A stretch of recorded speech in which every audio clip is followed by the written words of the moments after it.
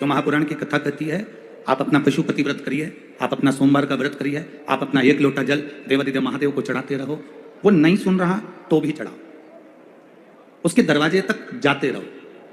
जब जब आप उसकी चौखट तक जाते रहोगे, 1 लोटा जल देवादिदेव महादेव को समर्पित करते रहोगे।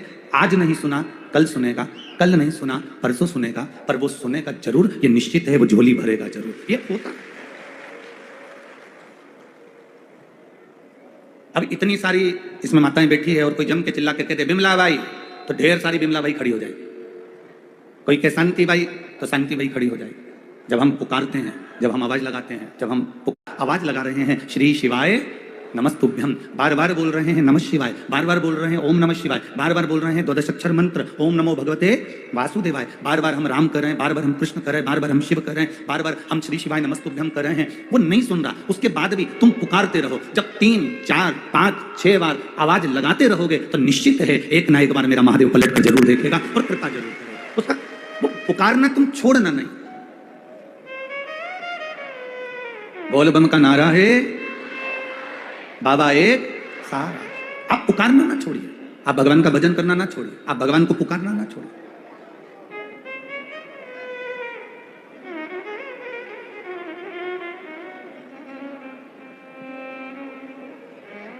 जब हम भगवान को बारंबार पुकारेंगे, जब हम भगवान को बारंबार आमंत्रण देंगे, जब हम भगवान को बारंबार पुकारने का प्रयास करेंगे, वो सुनेगा जरूर। एक शिव जी का भक्त था, उसका नाम था मदन। वो भोलेनाथ जी का बड़ा बड़ा भक्त था। मिनट की भी कथा किसी के कारणवश आपकी ना छूटे, क्योंकि आप दिल से बहुत दूर दूर से कथा सुनने आए हो, तो बाबा से प्रार्थना करना कि हमारी कथा हम सुनने के लिए आए हैं, और सुना है जो दिल से सुनता है तो वो दिल से लुटा कर भेजता भी जरूर है। आप दिल से श्रवण करो। एक शिव जी का परम भक्त था मदन, जो भगवान शंकर का परम प्रिय भक्त है। आज तक भगवान शंकर ने उसको कभी दर्शन नहीं दिया, आज तक वो कभी भगवान शिव का दर्शन नहीं कर पाया, आज तक उसने भगवान शंकर का दर्शन नहीं करा। ना शिव जी उसको मिलने आए, ना इसने कभी शिव का दर्शन करा। केवल शिवालय जाता था, शिवालय में जाकर जो मंदिर में भक्त फूल चढ़ाकर जाते थे, उन फूल को उठा लेता था और उन फूल की पंखड़ी को निकालता था, और नीचे का जो डूट होता था, नीचे का जो भाग होता था, उसको फेंक देता था, और फूल की पंखड़ी से शंकर भगवान के मंदिर में शिव जी के आसपास में शंकर जी का श्रृंगार किया करता था। वो केवल शिव जी का श्रृंगार करना जानता था, उसके अलावा उसको कुछ आता नहीं था। बाबा देवादिदेव महादेव का श्रृंगार करना। आप में से कई माताएं होंगी, आप में से कई बेटियां होंगी, कई भाई होंगे, कई बेटे होंगे, जिन्होंने नियम बनाकर रखा होगा कि शंकर जी के मंदिर में मैं जाऊंगा तो वहां पर श्रृंगार कर आऊंगा। आप में से कई माताएं ऐसी भी हैं कि भगवान को जल चढ़ाने जाती है तो वहां पड़े हुए फूल से शिव जी का श्रृंगार कर आ जाती है। आखिर क्यों? ये श्रृंगार की परिधि, ये श्रृंगार करने की एक नियम, ये श्रृंगार करने का एक क्रम, ये श्रृंगार करने का एक नियम हमारे जीवन में किसने दिया? ये श्रृंगार करने का नियम दिया है भगवान नंदी ने, ये श्रृंगार करने का नियम दिया है माता अंजना ने, ये श्रृंगार करने का नियम दिया है माता पार्वती ने, ये श्रृंगार करने का नियम दिया है माता सती ने, श्रृंगार करने का नियम दिया है श्री तुमरुका जी ने। तुमरुका जी भी चंचुला देवी से कहते हैं, चंचुला अगर किसी के पास में जल भी नहीं है, किसी के पास में फल भी नहीं है, किसी के पास में फूल भी नहीं है, किसी के पास में बेलपत्र भी नहीं है, तो सुन चंचुला, अगर मंदिर में पड़े हुए, मंदिर में भगवान के चढ़े हुए फूल उठाकर भी अगर उसकी नीचे की डूंठ को निकालकर उसकी पंखड़ी से भी अगर कोई देवादिदेव महादेव का श्रृंगार कर देता है तो मेरा महादेव उसकी झोलियां खुशियों से भर देता है। अब आप लोग कहेंगे गुरुजी पंखड़ी में और फूल में क्या अंतर है? थोड़ा समझिएगा बहुत सावधानी से। ये फूल है, हमारे हाथ में कितने फूल हैं? ये जम के बोलो जरा। एक पुष्प है। अब ये जो नीचे से डूट तोड़कर फेंक दिया और ये पंखड़ियां पत्तियां इकट्ठी हो गई। अब ये फूल कितने हो गए? इसकी कोई क्वांटिटी है? इसका कोई हिसाब है कि ये 1 फूल है कि 2 फूल है कि 3 फूल है कि 4 फूल है कि 5 फूल है? शिव महापुराण की कथा कहती है पुष्प 1 है। आजकल इंडिया में सब कर क्या रहे हैं? ग्रो कर रहे हैं। जब हम देवादिदेव महादेव पर चढ़े हुए फूल को उठाकर उसका जब श्रृंगार करते हैं तो नीचे के डूट को तोड़कर जब फेंक देते हैं और पंखड़ियों से जब बाबा का श्रृंगार करते हैं तो मेरा भोलेनाथ समझता है कि हमने 1 पुष्प नहीं, बाबा के चढ़े हुए पुष्प को अनेक कर बाबा के चरणों को समर्पित किया है, बाबा के चरणों का हमने श्रृंगार किया है। तेरी कृपा बिना ना हिले एक भी लेते हैं श्वास तेरी कृपा से। अब शिव जी की कथा में स्वयं तुमरुका जी चंचुला देवी से कर रहे हैं, चंचुला देवी नहीं है आपके पास में फूल, नहीं है आपके पास बेलपत्र, नहीं है आपके पास में जल, नहीं है आपके पास में फल, नहीं कोई सामग्री अगर आपके पास में है तो जो पुष्प भगवान देवादिदेव महादेव के ऊपर चढ़े हुए हैं उन पुष्प से भी, पंखड़ी से भी आप देवादिदेव महादेव का अगर श्रृंगार कर रहे हैं तो मेरा देवादिदेव महादेव आपकी मनोकामना पूर्ण जरूर करता है। ये मदन की कथा कह रही है। इस शिव भक्त मदन ने ना कभी शंकर जी को देखा, इस शिव भक्त मदन ने ना कभी शंकर जी का दर्शन किया, ना कभी आमने सामने देवादिदेव महादेव से इस शिव भक्त मदन का कभी मिलना हुआ, कभी मिलना नहीं, कभी नहीं देखा उसने। शिव कथा कह रही है, बस उसका एक काम था भगवान देवादिदेव महादेव का भजन, बस एक काम था उसका, शिव जी के मंदिर में जाकर शंकर जी का श्रृंगार, शिव जी के मंदिर में जाकर शंकर जी का श्रृंगार करना, केवल एक काम। आप में से कितने लोग बैठे हैं जो शंकर जी के मंदिर में कभी कभी भी श्रृंगार कर देते हैं? हाथ उठाओ जरा, बहुत सारे हो, कभी कभी श्रृंगार कर देते हो ना? ठीक ठीक, रखो रखो रखिए। अब उसका फल देखिए, मदन की चर्चा पूरे नगर में फैल गई, मदन की चर्चा पूरे नगर में फैल गई कि मदन शिव का भक्त है, शंकर का उपासक है, शंकर की आराधना में लगा रहता है, शंकर के गुणगान में लगा रहता है। ये पूरी दुनिया में चर्चा हो गई, जो नगर में मदन रहता है उस मदन के नगर में हर जगह पर सूचना हो गई कि मदन शिव की भक्ति करता है, शंकर की उपासना करता है, शंकर का गुणगान करता है। समय आया,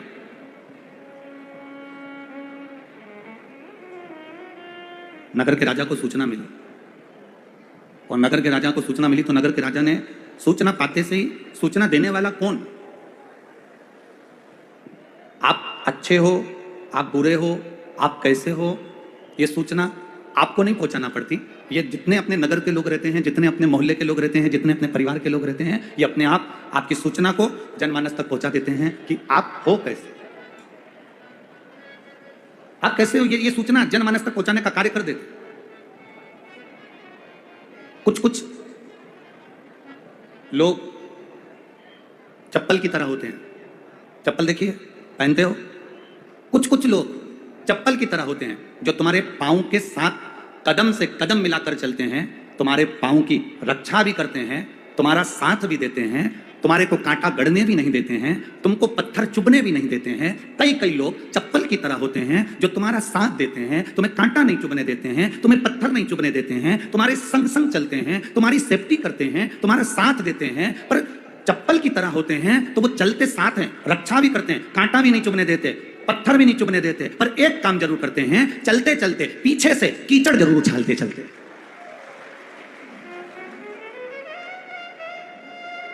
चप्पल क्या करती है? तुम्हारी सेफ्टी करती है, तुम्हें कांटा नहीं चुभने देती, तुम्हें पत्थर नहीं चुभने देती, तुम्हारा साथ देती है, कदम से कदम मिलाकर चलती है, तुम्हारा सहयोग करती है, सब कुछ करती है। पर चप्पल करती क्या है? आखिरी में चप्पल एक काम करती है कि हम जब चलते हैं तो पीछे से वो कीचड़ उछालती है, कीचड़ उछाल। कुछ की आदत ऐसी होती है, कुछ लोग संसार में ऐसे होते हैं जो तुम्हारे सामने कदम से कदम मिलाकर चलेंगे, तुम्हारा पूरा साथ देकर चलेंगे, तुम्हें लगेगा ये मेरे अपने हैं, ये मेरा साथ देने वाले हैं, ये मुझे कांटा नहीं चुभने देंगे, ये मुझे पत्थर नहीं चुभने देंगे। पर जब साथ चलते रहेंगे तो मालूम पड़ता है कि पीछे से वही कीचड़ उछालने का काम करते चलेंगे। इसलिए शिव महापुराण की कथा कहती है, इसलिए शिव तत्व कथा है, शंकर भगवान की आनंदमय कथा कहती है, शिव महापुराण की कथा कहती है कि भरोसा अपने आप पर करिए, दृढ़ता अपने आप की रखिए, विश्वास अपने आप का रखिए, श्रद्धा अपने आप की रखिए।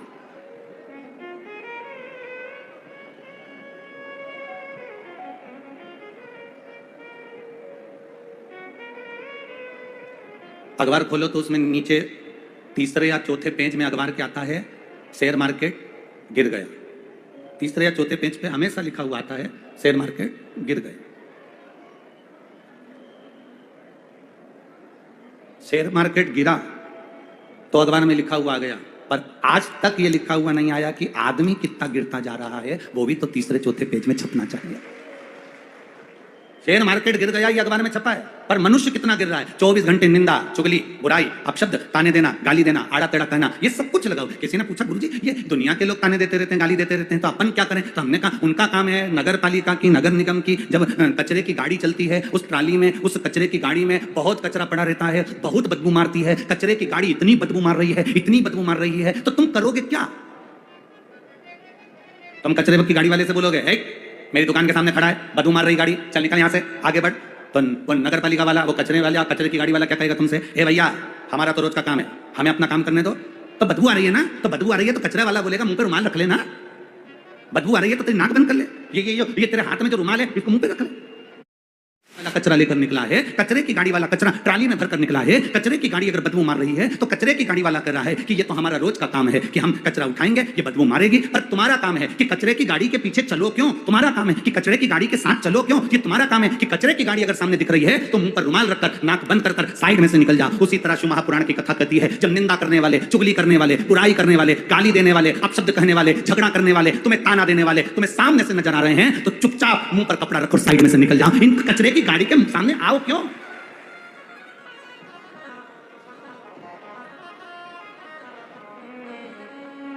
ये कचरे की गाड़ी का काम है बदबू मारना, निंदक का काम है निंदा करना, चुगली करने वाले का काम है चुगली करना, बुराई करने वाले का काम है बुरा कहना, अपशब्द कहने वाले का काम है अपशब्द कहना। तुम कचरे की गाड़ी के साइड में से निकलकर बाहर चले जाओ, क्योंकि उसका काम वो कह रहा है, मेरा काम ही यही है कि मैं निंदा करूंगा, मैं बुराई करूंगा, मैं अपशब्द बोलूंगा, मैं ताना दूंगा, मैं आड़ा तड़ा बोलूंगा। तुम साइड से निकलो ना।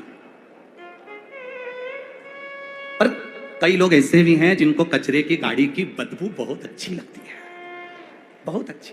कई ऐसे हैं जिनको कचरे की गाड़ी की बदबू, जिनको निंदा बहुत अच्छी लगती है। कोई अगर निंदा कर जाए, इतने आप लोग बैठे हो, किसी भी प्रवचन में जाकर बैठना, किसी कथा के अंदर पंडाल में जाकर बैठना, किसी स्थान पर जाकर बैठना, किसी जहां पर अगर कहीं जाकर बैठे हो और अगर कोई तुम्हें भगवान की निंदा करता हुआ मिल जाए, कोई तुम्हें भगवान का अपशब्द कहता हुआ मिल जाए, कोई तुम्हें संत की निंदा करता हुआ मिल जाए, कोई तुम्हें शिव महापुराण की, भागवत की, राम कथा की, राम की, शंकर की, कृष्ण की, कोई संत की, कोई साधु की, कोई गुरु की, किसी सती नारी की, किसी सातित्ववान स्त्री की, किसी कन्या की, किसी बेटी की अगर कोई निंदा करता मिल जाए तो इतने बैठे हो, उस समय पर खड़े होकर तुम सबको बोलना चाहिए, ए महाराज हम कथा सुनने के लिए आए, निंदा सुनने के लिए नहीं आए। उस समय पर तुम्हारी वाणी होना चाहिए, तुम्हारे शब्द होना चाहिए। एक व्हाट्सएप पर, एक फेसबुक पर, एक यूट्यूब पर लोग निंदा लिख देते हैं और तुम उसमें कमेंट्स करना चालू कर देते हो। उसमें तुम्हें लिखना चाहिए, अपने अंदर झांक कर देखिए, बुरा जो देखन में चला, बुरा न मिलिया कोई। काला चश्मा लगाओगे तो सब काले नजर आएंगे, पीला चश्मा लगाओगे तो सब पीले दिखेंगे, नीला चश्मा लगाओगे तो सब नीले दिखेंगे। या आपके आंखों पर कौन सा चश्मा चढ़ा है उससे नजर आता है कि आप क्या देख रहे हो। आप में अगर अच्छाई भरी होगी, कई लोग कहते हैं साहब वो व्यक्ति बहुत अच्छा है, तो समझ लो वो व्यक्ति अच्छा नहीं है, आप बहुत अच्छे हो, इसलिए आपने उसकी अच्छाई देख ली। कई लोग कहते हैं वो हमारी काकी जी है ना बहुत अच्छी है, हमारी जीजी बहुत अच्छी है। अगर आप कह रहे हो कि वो जीजी अच्छी है तो वो जीजी अच्छी नहीं है, आप अच्छे हो इसलिए आपको वो जीजी अच्छी लग रही है। आप अच्छे हो इसलिए आपको काकी अच्छी लग रही है, आप अच्छे हो इसलिए मामा अच्छे लग रहे हैं, आप अच्छे हो इसलिए फूफा अच्छे लग रहे हैं, आप अच्छे हो इसलिए जमाना अच्छा लग रहा है। जब हमारी दृष्टि अच्छी नहीं तो हमें कुछ भी अच्छा नहीं लगता।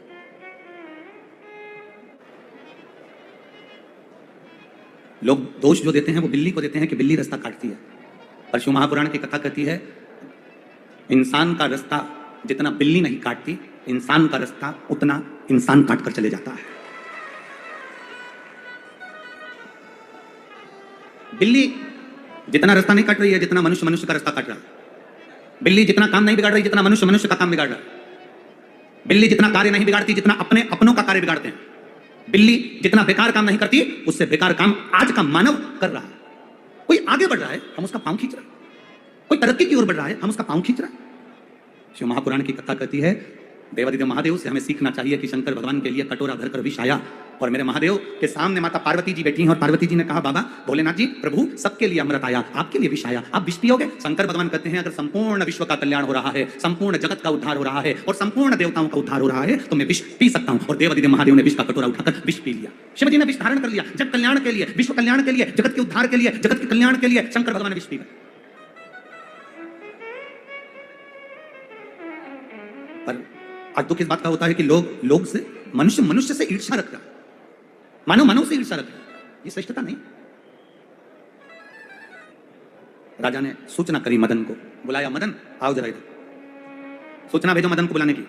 शिव भक्त मदन को बुलाने के लिए सूचना भेजी गई। मदन आए, सामने खड़े थे राजा के भवन में। राजा ने मदन को देखकर पूछा हमने सुना है कि तुम शंकर के उपासक हो, हमने सुना है कि तुम शिव की भक्ति करते हो, हमने सुना है कि तुम शंकर का गुणगान करते हो, हमने सुना है कि तुम शिव मंदिर में रोज सेवा करने जाते हो, हमने सुना है कि शंकर के मंदिर में जो फूल पड़े रहते हैं उन फूल को उठाकर उनके पंखड़ियों को बिखेर कर तुम शंकर के शिवालय का श्रृंगार करते हो और सारी दुनिया में कहते हो कि मेरे भोलेनाथ अपने भक्त के कल्याण के लिए खुद आते हैं। राजा ने मदन भक्त से कहा भगवान नारायण जब आते हैं तो अपने पार्षदों को भेजते हैं, भगवान नारायण आते हैं तो अपने पार्षद भेजते हैं, ब्रह्मा जी आते हैं तो अपने पार्षद भेजते हैं, इंद्र आते हैं तो अपने पार्षद भेजते हैं, और तुम कह रहे हो कि शंकर भगवान तो नंदी लेकर अपने भक्त के कल्याण के लिए खुद आ जाते हैं, शिव दौड़ कर आ जाते हैं। मैं कैसे मान लूं, मैं कैसे मान लूं कि शंकर भगवान दौड़ कर आ जाते हैं अपने भक्त के लिए? मदन ने कहा कि आप मानो चाहे ना मानो, पर मैं जो बोल रहा हूं, मैंने अपने पुराण से, अपने शास्त्र से, अपने वेद से, जो मैंने संतों से, मैंने गुरुओं से सुनकर रखा था कि कोई आए ना आए, पर ब्रह्मा ब्रह्म लोक में रहते हैं, भगवान विष्णु वैकुंठ लोक में रहते हैं, इंद्र लोक में रहते हैं, और भगवान शंकर मृत्यु लोक में रहते हैं। इसलिए जो करीब में रहता है सबसे पहले भागकर वो आ जाता है अपने भक्त के उद्धार के लिए। तो शंकर भगवान अपने गणों को क्यों नहीं भेजते? उनके पास भी तो गण इतने सारे हैं। जब इतने सारे गण भगवान शिव जी के पास है तो गणों को भेजना चाहिए? नहीं नहीं, भगवान तो अपने भक्त के लिए खुद आते हैं। ऐसा होता है क्या? होता है। अब मदन ने कहा, प्रभु अगर योग लगेगा ना तो मैं आपको बताऊंगा कि मेरा भगवान आखिर अपने भक्त के लिए क्यों आता है। समय आया, मदन ने महीने के बाद में राजा के पास सूचना करी कि सारा गांव का लोग गंगा जी के घाट जा रहा है प्रयागराज, आप भी चलो। राजा ने अपने पूरे परिवार से कहा, चलो, मदन जैसा शंकर का भक्त जा रहा है तो अपन भी चलते हैं। राजा का एक छोटा सा बच्चा था, बहुत छोटा सा था, वो उसको भी लेकर, रानी को लेकर, दासियों को लेकर, दास को लेकर राजा मदन के साथ में गंगा का स्नान करने के लिए प्रयागराज गए। प्रयागराज में मदन ने पहले ही एक चाल चल रखी थी। मदन ने एक नाव वाले से कह रखा था कि उसमें मैं दासी को बिठाऊंगा, दासी राजा के लड़के को लेकर बैठेगी, राजा का लड़का उसमें रहेगा, पर वो राजा का लड़का नहीं रहेगा। मैं नाव में बिठाते समय राजा के लड़के को मेरे चेले को दे दूंगा, और उसमें एक मोम का पुतला राजा के लड़के के कपड़े पहनाकर अपने दासी के हाथ में दूंगा। दासी से कह दिया कि जब बीच मझधार में नाव पहुंचे तो तुम नाव को डोलाना, और डोलाते डोलाते बच्चे को पानी में फेंक देना। जो मोम का पुतला है उसको पानी में फेंक देना, पानी में फेंकना और चिल्लाना, राजा का बेटा पानी में गिर गया। बस इतना करना है तुमको। मदन ने लीला रची।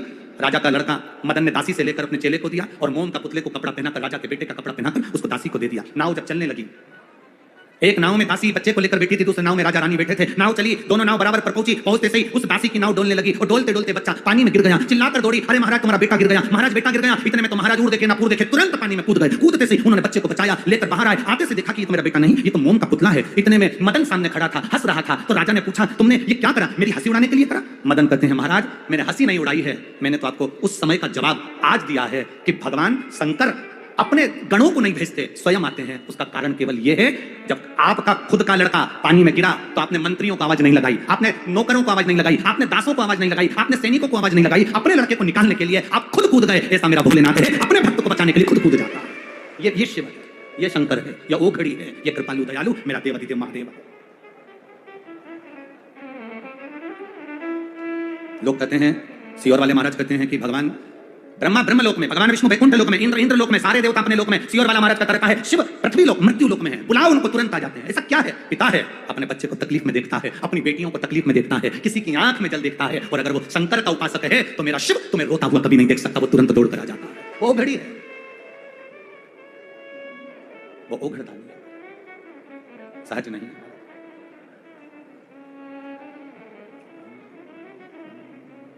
मेरा ओघड़दानी स्वयं आता है, वो किसी गण को नहीं भेजता, मेरा बाबा किसी पार्षद को नहीं भेजता, मेरा बाबा भक्त के कल्याण के लिए स्वयं आता है।